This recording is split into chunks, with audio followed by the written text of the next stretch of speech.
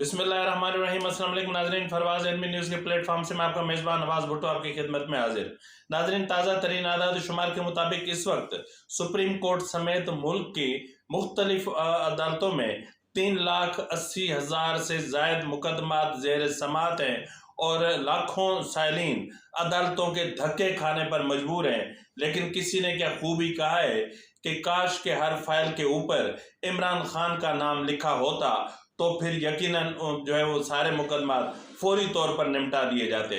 वो चाहे टेरियन केस हो तो निपटा दो जी, खींच दो लंबा।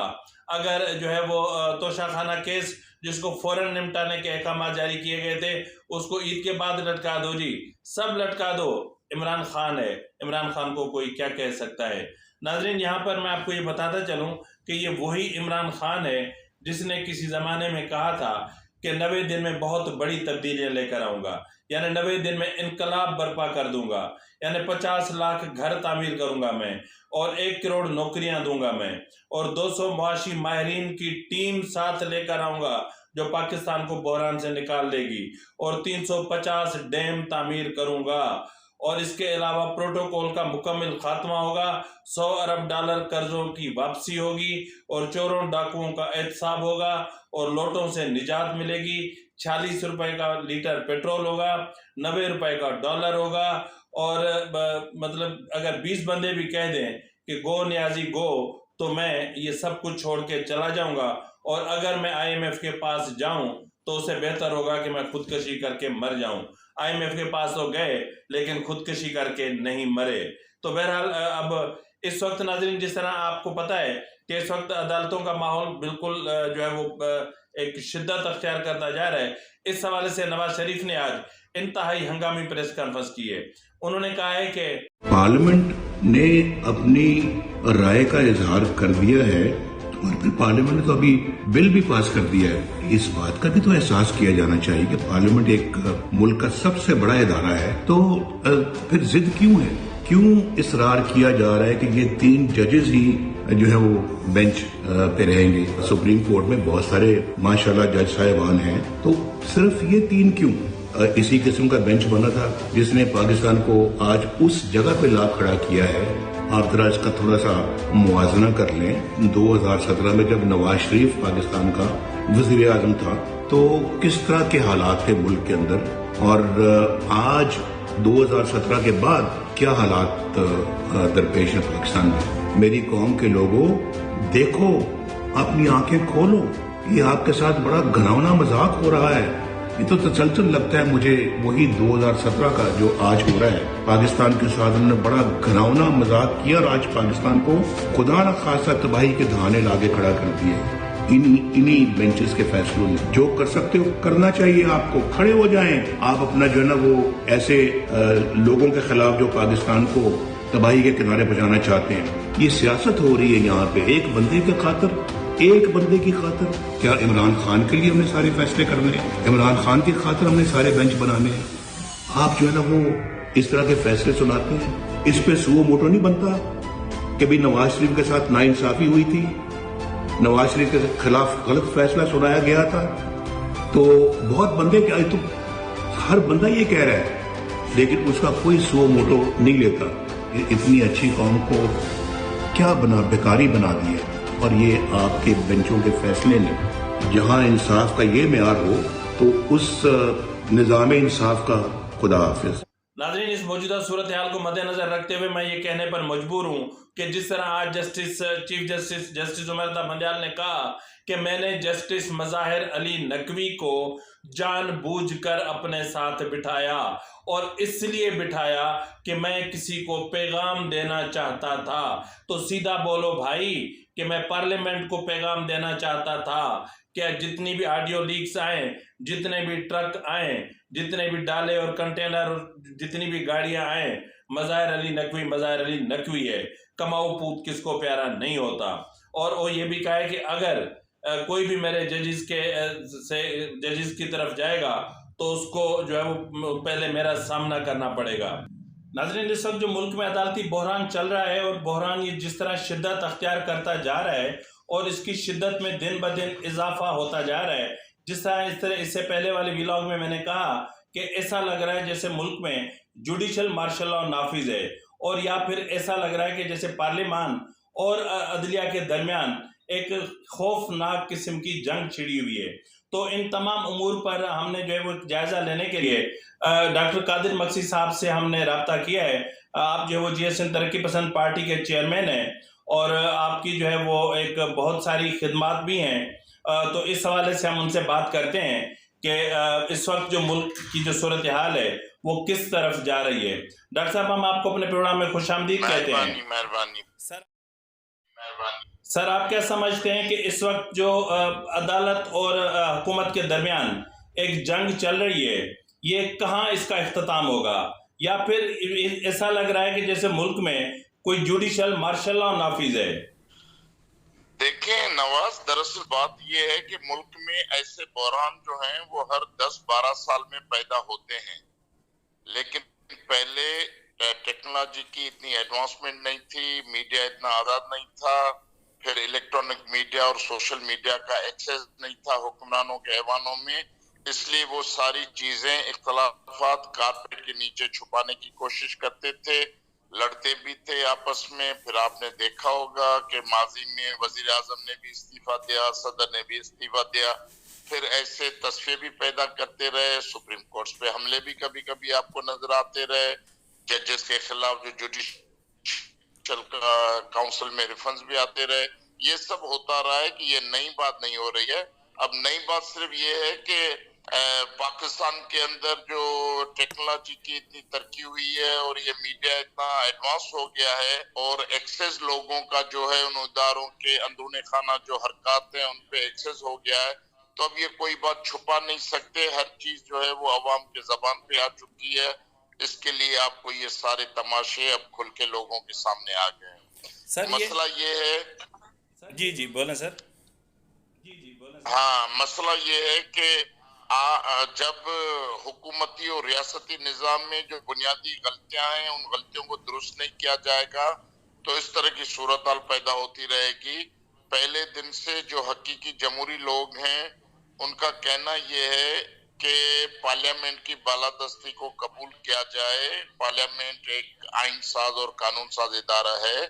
اور پارلیمنٹ بھی آزاد اس شکل میں ہوگی جب الیکشن فری، فیئر، ٹرانسپیرنٹ ہوں گے۔ یہاں الیکشن جو ہیں وہ ریگڈ ہوتے ہیں، دھاندلی زدہ الیکشن ہوتے ہیں،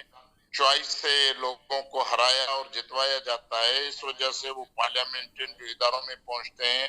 وہ اپنا آئینی کردار ادا کرنے سے قاصر ہوتے ہیں، وہ سارے ڈھونڈتے ہیں مختلف طاقتور لوگوں کے، جس وجہ سے پارلیمنٹ اپنا کردار ادا نہیں کر رہی ہے۔ پھر سیاستدان تو آپ کو ویسے ہی پتا ہے، ہائیبریڈ قسم کے سیاستدان ہیں، کسی نہ کسی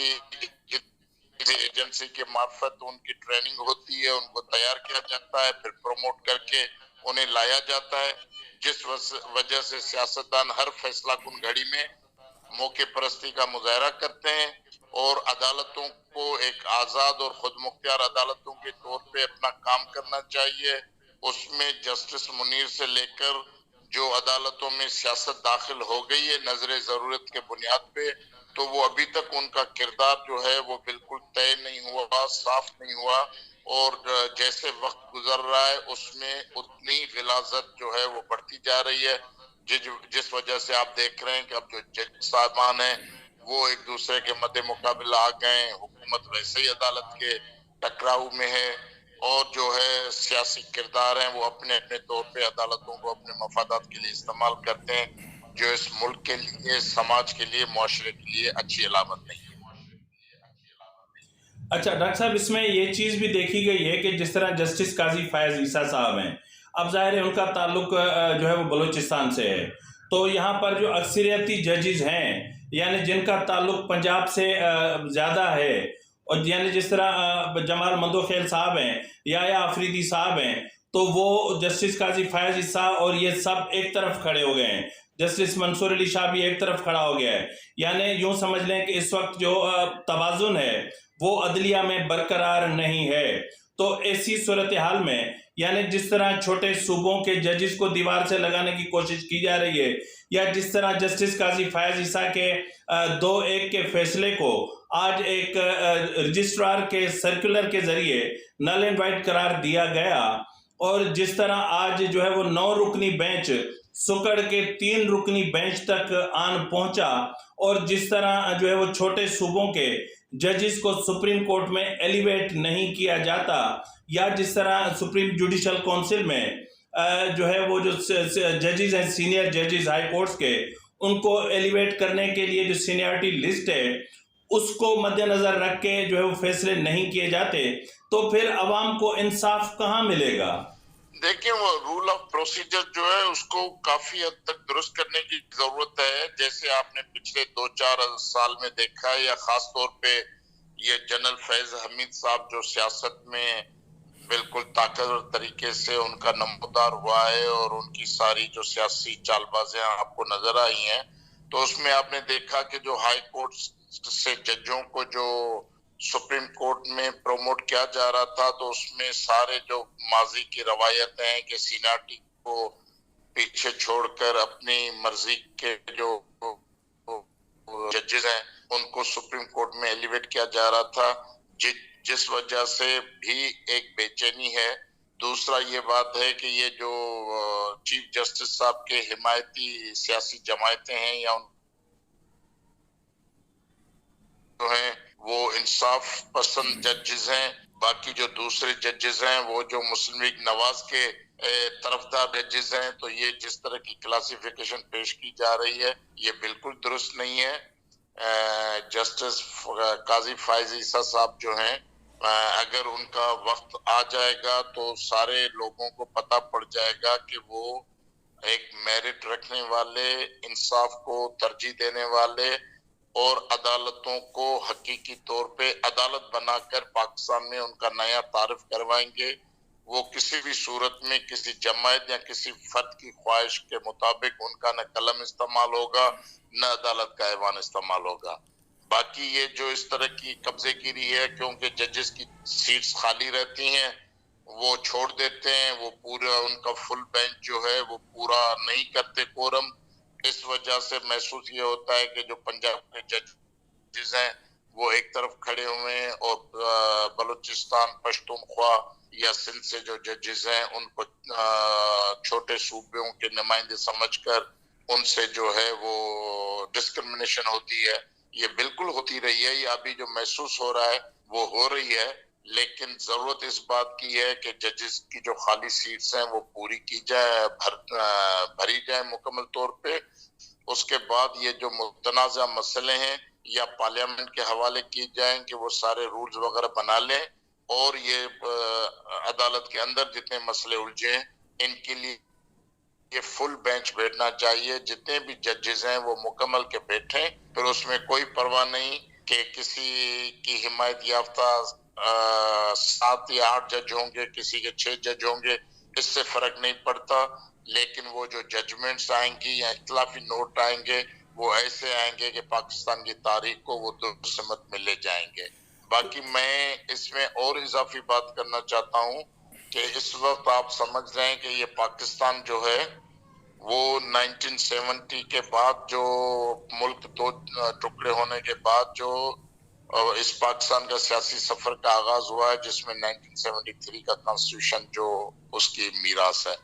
اب مسئلہ یہ ہے کہ ضرورت اس بات کی تھی کہ 70 کی الیکشن میں کانسٹیٹیوئنٹ اسمبلی کے انتخابات ہوئے تھے، پھر وہ نتائج نہیں مانے گئے، اسمبلی ٹوٹی، تو ہونا یہ چاہیے تھا کہ پسماندہ ملک جو بچا تھا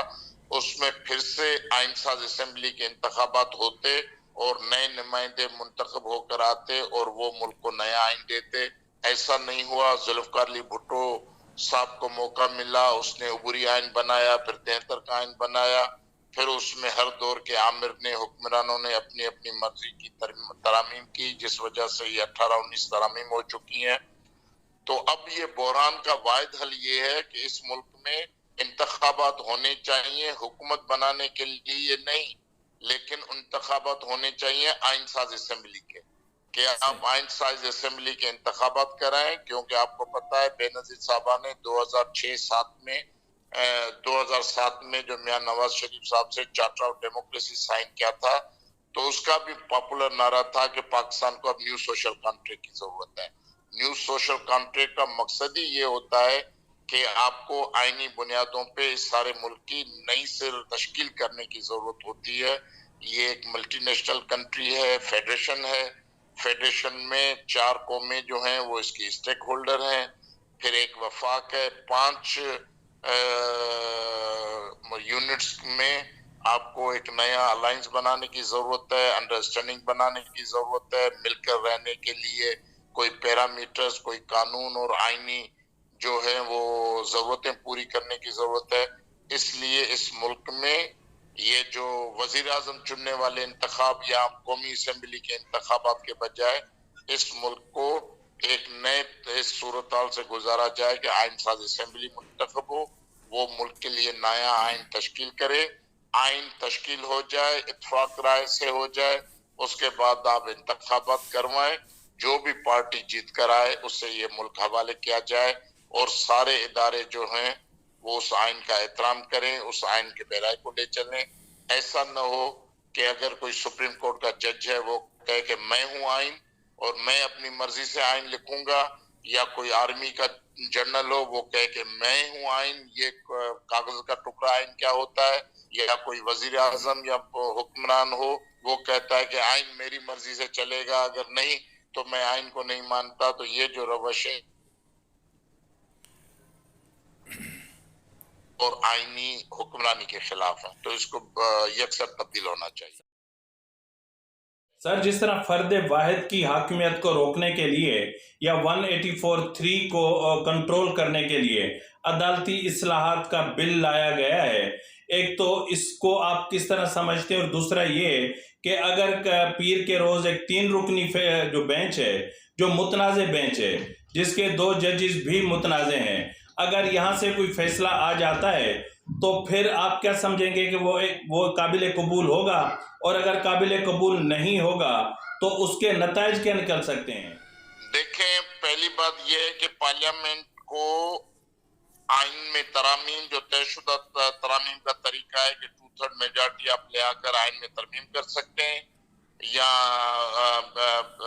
रूल्स एंड बिजनेस जो है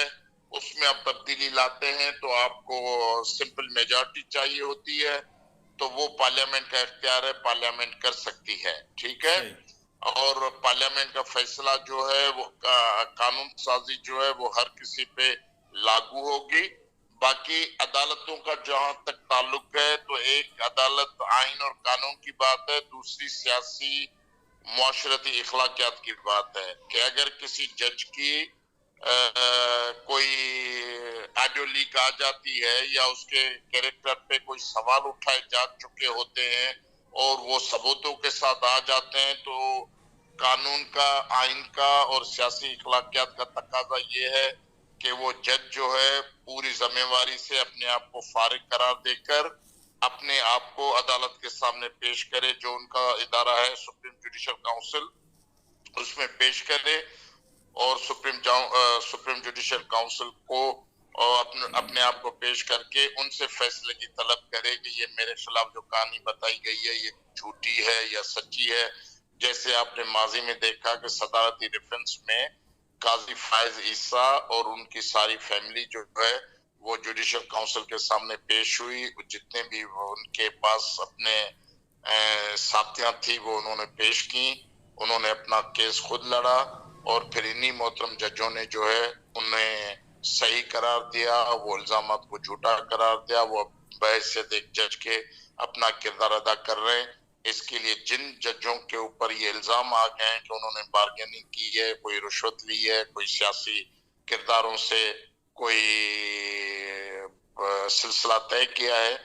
तो उनके लिए ये इखलाकी पाबंदी बन जाती है कि वो किसी भी सूरत में उन बेंचेस में ना बैठें। अगर फिर भी जबरदस्ती बेंचों पे बैठा जाएगा तो फिर ऐसे फैसलों को कोई फर्द, हुक्मरान तो दूर की बात, पर ये मुआशरा, ये फर्द भी नहीं कबूल करेंगे। इसके लिए मैंने कहा कि तजवीज दी